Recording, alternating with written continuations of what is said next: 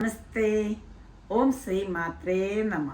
Sridevi astrological consultancy ചാനലിലേക്ക് ഏവർക്കും സ്വാഗതം.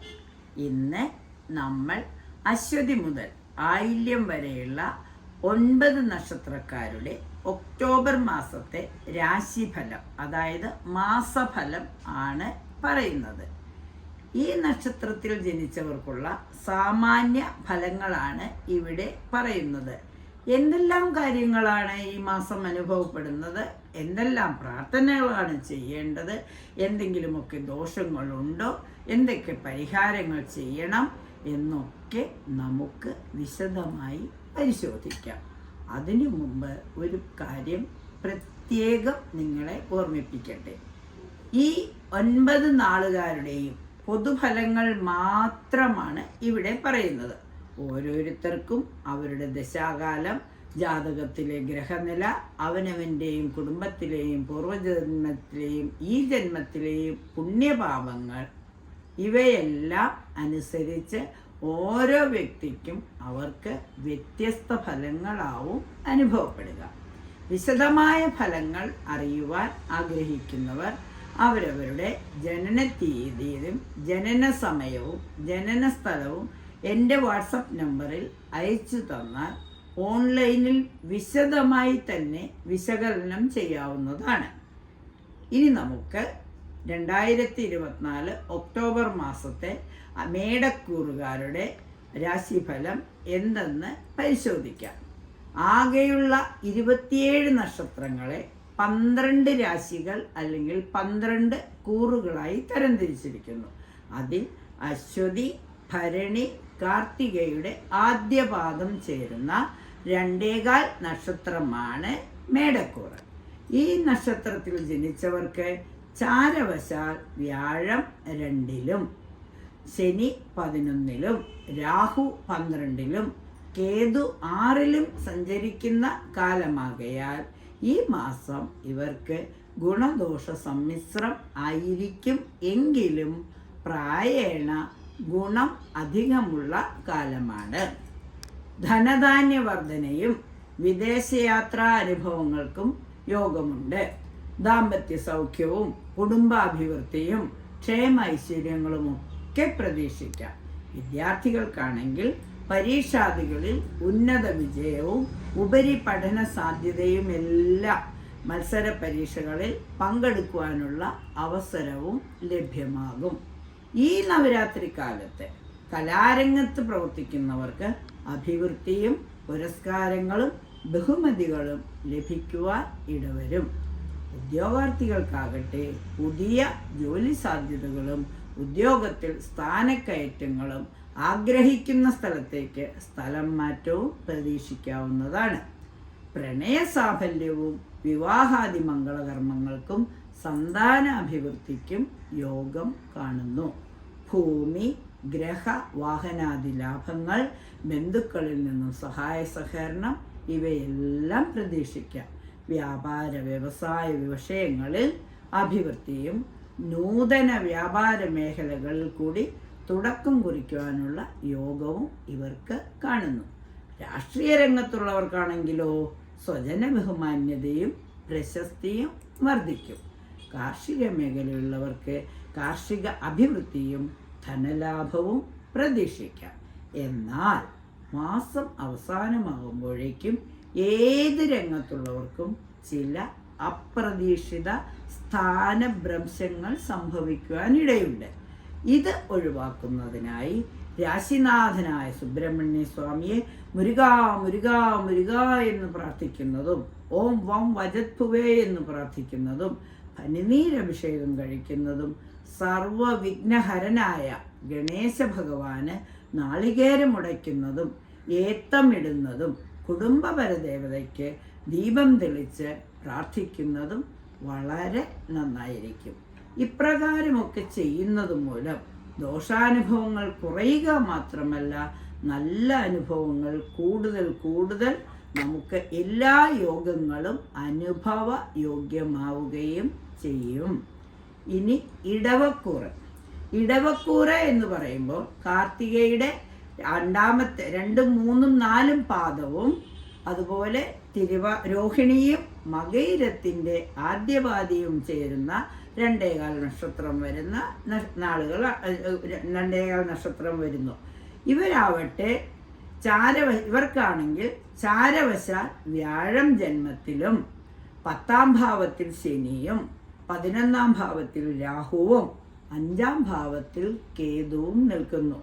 കുടുംബ ജനസൗഖ്യവും ധനലാഭവും വിദേശ യാത്രാ ഭാഗ്യാനുഭവങ്ങളും ആരോഗ്യപുഷ്ടിയും ഇവർക്ക് അനുഭവപ്പെടാം. പുരസ്കാരങ്ങൾ ലഭിക്കാം, വിവാഹ ബന്ധങ്ങൾ വന്നു ചേരാം, ധനലാഭം പ്രതീക്ഷിക്കാം, അംഗീകാരവും മിത്രങ്ങളിൽ നിന്നും ഒരു അനുകൂലമായ എന്തെങ്കിലും ഒരു സഹകരണവും ലാഭവും പ്രതീക്ഷിക്കാം. ഗ്രഹം മോടി പിടിപ്പിക്കുകയും ബന്ധുജനപ്രീതിയും സഹകരണവും ഉണ്ടാവും.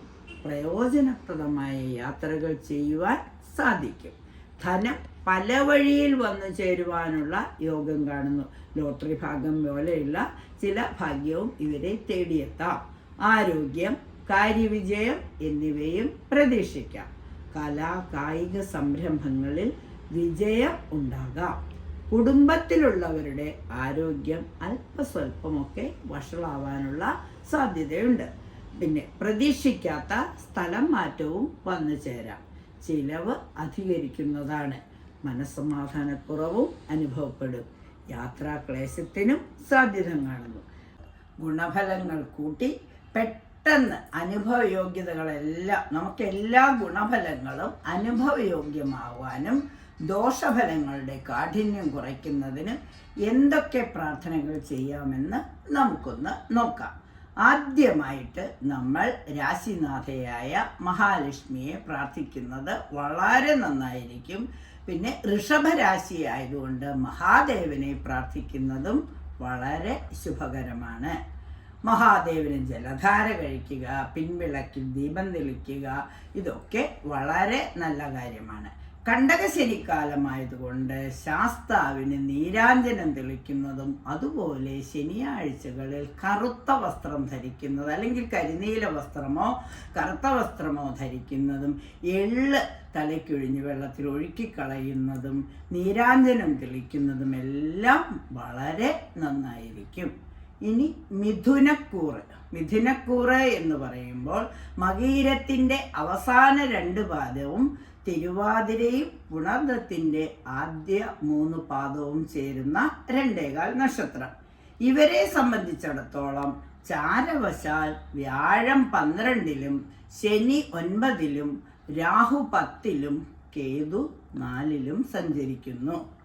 ഇവരെ സംബന്ധിച്ച് ഈ മാസം പല വിധത്തിലുള്ള നന്മകളും നേട്ടങ്ങളും അല്പസ്വല്പം കോട്ടങ്ങളും അനുഭവപ്പെടും. എന്തൊക്കെയാണ് അവയൊന്ന് നമുക്ക് നോക്കാം. കുടുംബജന സൗഖ്യവും സ്വജനപ്രീതിയും ബന്ധുജന സഹായങ്ങളും ഇവർക്ക് അനുഭവപ്പെടും. ദാമ്പത്യ ജീവിതത്തിൽ അഭിപ്രായ വ്യത്യാസങ്ങൾ ഉണ്ടായേക്കാം. ജീവിതത്തിൽ പലതരത്തിലുള്ള അസ്വസ്ഥതകളും അനുഭവപ്പെടാം. അധ്വാനഭാരം കൂടുതലാവുകയും വരുമാനം കുറയുകയും ചെയ്യും. ചെലവ് ഇരട്ടിയാവും. ഹൃദയ ഉദര സംബന്ധമായ അസുഖങ്ങൾ വരുവാനിടയുണ്ട്. സാമ്പത്തിക ബുദ്ധിമുട്ടും വാഹന അപകടവും തീപ്പൊള്ളലുമൊക്കെ വന്നു ചേരാൻ സാധ്യതയുണ്ട്. ഈ വക ദുരിതങ്ങളും കഷ്ടപ്പാടുകളും മാറുന്നതിനായി രാശിനാഥനായ ശ്രീകൃഷ്ണ ഭഗവാനെയോ ശ്രീരാമസ്വാമിയെയോ പ്രാർത്ഥിക്കുന്നതും മൂകാംബിക ദേവി അതായത് ത്രിപുര സുന്ദരി ദേവിയെ പ്രാർത്ഥിക്കുന്നത്, ഗണപതിക്ക് ഏത്തമിടുന്നത്, സൂര്യഭഗവാനെ പ്രാർത്ഥിക്കുന്നത് മാത്രവുമല്ല വാർത്താളി ദേവി അതായത് വാരാഹി ദേവിയെ നിത്യം പ്രാർത്ഥിക്കുന്നത് എല്ലാവിധ പ്രതിസന്ധികളെയും അതിജീവിച്ച് മുന്നേറുവാനുള്ള ആത്മധൈര്യം ഇവർക്ക് ലഭിക്കുന്നതിന് സഹായകമാണ്. ഇനി കർക്കിടകക്കൂറ്. പുണർദത്തിൻ്റെ അവസാന പാദവും പൂയവും ആയില്യവും ചേരുന്ന 2.25 നക്ഷത്രമാണ് കർക്കിടകം കൂറ് അല്ലെങ്കിൽ കർക്കിടകം രാശി. ഇവരുടെ ഈ മാസത്തെ ഫലം പറയുമ്പോൾ പൊതുവെ അനുകൂലമായ ഒരു ഫലമാണ് ഇവർക്ക് ഉള്ളത്. ഈ നക്ഷത്രത്തിൽ ജനിച്ചവർക്ക് ചാരവശാൽ വ്യാഴം 11-ലും ശനി അഷ്ടമത്തിലും രാഹു 9-ലും കേതു 3-ലുമായി നിലകൊള്ളുന്നു. ഇവരെ എന്തൊക്കെ കാര്യങ്ങളാണ് ചെയ്യേണ്ടത്, എന്തെല്ലാം പ്രാർത്ഥനകളാണ് ചെയ്യേണ്ടത്? അഷ്ടമശനിയുടെ കഷ്ടതകളൊക്കെ മാറ്റാൻ ശാസ്താവിനെ ഭജിക്കണം, അതുപോലെ തന്നെ വിഷ്ണുമായ സ്വാമിയെ പ്രാർത്ഥിക്കണം, ആഞ്ജനേയ സ്വാമിയെ പ്രാർത്ഥിക്കണം, സാമ്പത്തികമായ നേട്ടങ്ങളും വിദേശ ഭാഗ്യങ്ങളും അനുഭവങ്ങളും പ്രതീക്ഷിക്കാം. അപ്പം ഈ വിദേശ ഭാഗ്യങ്ങളൊക്കെ അനുഭവിക്കണമെങ്കിൽ അതിനായിട്ട് ഇവരാദ്യം തന്നെ രാശിനാഥയായ ദുർഗാദേവിയെ പ്രാർത്ഥിച്ച് നവരാത്രി കാലത്ത് നവദുർഗയുടെ എല്ലാ ഭാവത്തെയും പ്രാർത്ഥിച്ച് അനുഗ്രഹം വാങ്ങുന്നത് ഏറ്റവും ഗുണകരമാണ്. കുടുംബാംഗങ്ങൾക്ക് വേണ്ടി അധ്വാനിക്കുകയും അതുവഴി എല്ലാവരുടെയും പ്രീതി സമ്പാദിക്കുവാനുമുള്ള ഒരു ശ്രമം ഇവർ നടത്തും.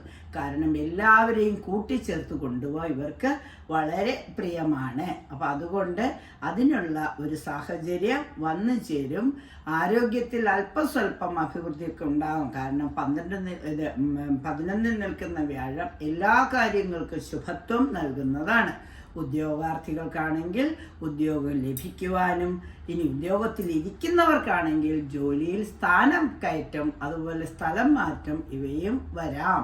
ഇനി വിവാഹം ആഗ്രഹിക്കുന്നവർക്ക് അവരുടെ വിവാഹം നല്ല രീതിയിൽ നടക്കുവാനുള്ള സാധ്യതകൾ വന്നു ചേരും. പ്രണയ സാഫല്യമുണ്ടാവും. അതുപോലെ സന്താന സൗഭാഗ്യം, സൽപുത്ര സന്താന സൗഭാഗ്യവും ഗ്രഹവാഹനാദി ലാഭങ്ങൾക്കുമൊക്കെ വഴി തെളിഞ്ഞ് വരുന്നതാണ്. ബന്ധുജനപ്രീതിക്കായി യാത്രകൾ, ആത്മീയ യാത്രകൾ സംഘടിപ്പിക്കുക, തീർത്ഥാടനങ്ങൾ സംഘടിപ്പിക്കുക, ക്ഷേത്രദർശനം നടത്തുക, ഇതൊക്കെ ഇവരുടെ ഒരു പ്രത്യേക താല്പര്യത്താൽ നടക്കുന്നതാണ്. വ്യാപാര വ്യവസായങ്ങളിൽ തൻ്റേതായ വ്യക്തിമുദ്ര പതിപ്പിക്കാൻ സ്വന്തമായി ബിസിനസ്സൊക്കെ ചെയ്യുകയും അതിന് വേണ്ട വ്യക്തികളുമായി സംവാദത്തിലും ഒക്കെ ഏർപ്പെടുകയും ഒക്കെ ചെയ്യുന്നത് ഇവർക്കൊരു പ്രത്യേക അഭിരുചി തന്നെ ഉണ്ട്. പിന്നെ സന്തോഷാനുഭവങ്ങൾ പങ്കുവയ്ക്കുന്നതിനായി യോഗങ്ങളും അതുപോലെ തന്നെ പാർട്ടികളുമൊക്കെ നടത്തുന്നതും ഇവർക്ക് വളരെ പ്രിയം തന്നെയാണ്. കലാരംഗത്തുള്ളവർക്ക് തങ്ങളുടെ കഴിവുകൾ പ്രകടിപ്പിക്കാനുള്ള അവസരം കിട്ടുകയും ആ അവസരം മുതലെടുത്തുകൊണ്ട് പാരിതോഷികങ്ങളും സമ്മാനങ്ങളും ഒക്കെ വാങ്ങുവാൻ ശ്രമിക്കുകയും ചെയ്യണം. രാഷ്ട്രീയക്കാർക്കാണെങ്കിൽ പുതിയ സംരംഭങ്ങളിൽ തൻ്റേതായ വ്യക്തിമുദ്ര പതിപ്പിക്കാനുള്ള ഒരു ശ്രമമൊക്കെ നടത്താവുന്നതാണ്. അതിനായി പ്രത്യേകം പ്രാർത്ഥനകൾ ആവശ്യമാണ്. ഇങ്ങനെ ഒരുപാട് നന്മകളൊക്കെ ഉണ്ടെങ്കിലും ഈ അഷ്ടമശനി ചിലപ്പോൾ ഇങ്ങനെ കഷ്ടതകൾ ഇങ്ങനെ തോണ്ടിയിടുന്നത് കൊണ്ട് അവർക്ക് തന്നെ തോന്നും താൻ ഇതൊക്കെ ചെയ്താലും താൻ മറ്റുള്ളവരുടെ മുമ്പിൽ അവഗണിക്കപ്പെടുന്നു എന്നുള്ള ഒരു തോന്നൽ അല്ലെങ്കിൽ ഒരു പോരായ്മ ഇവർക്കുണ്ടാകും. ഒരു സെൽഫ് കോൺഫിഡൻസ് കുറവ് അനുഭവപ്പെടുകയാണെങ്കിൽ അവരുടെ രാശിനാഥയായ ദുർഗാമായെ അല്ലെങ്കിൽ ചന്ദ്രമായെ പൗർണമി ദിവസങ്ങളിൽ മനസ്സറിഞ്ഞ് വിളിക്കുക. നവദുർഗാദേവിയെ ഈ നവരാത്രിക്കാലം മുഴുവൻ ശൈലപുത്രി മുതൽ സിദ്ധിദാത്രി വരെ പ്രാർത്ഥന നടത്തി ആ വിജയദശമിയൊക്കെ ഗംഭീരമായി ആഘോഷിക്കുമ്പോൾ ആ ദശമഹാവിദ്യ പ്രകാരമുള്ള മന്ത്രജപമൊക്കെ നടത്തി പ്രാർത്ഥന ചെയ്ത് ദേവീ മഹാത്മ്യം 9 ദിവസം കൊണ്ട് വായിച്ച് തീർക്കാൻ ശ്രമിക്കുമ്പോൾ എല്ലാ സൗഭാഗ്യങ്ങളും അവർക്ക് വന്നു ചേരും. ഒരു മാതൃകയായി തീരുവാനുള്ള ഒരു സൗഭാഗ്യം കിടകക്കൂറുകാർക്കുണ്ടാവും. അത് എല്ലാവർക്കും അനുകരണീയമായി തീരുന്നതാണ്. ഇത്രയും പറഞ്ഞുകൊണ്ട് ഇന്നത്തെ ഈ വീഡിയോ ഇവിടെ സമർപ്പിക്കുന്നു. എല്ലാവർക്കും വീഡിയോ ഇഷ്ടമായി കാണുമെന്ന് വിചാരിക്കുന്നു. ആരെങ്കിലുമൊക്കെ ചാനൽ കണ്ട് എന്നെ പ്രോത്സാഹിപ്പിക്കുവാൻ ആഗ്രഹിക്കുന്നുവെങ്കിൽ സബ്സ്ക്രൈബ് ചെയ്തിട്ടില്ലാത്തവർ സബ്സ്ക്രൈബ് ചെയ്യൂ. ഇനിയും ബാക്കി മറ്റ് കൂറുകളുടെ വിശേഷങ്ങളുമായി അടുത്ത വീഡിയോയിൽ നമുക്ക് കാണാം. നന്ദി, നമസ്കാരം. നിങ്ങളുടെ പ്രിയപ്പെട്ട ടീച്ചർ. നന്ദി, നമസ്കാരം.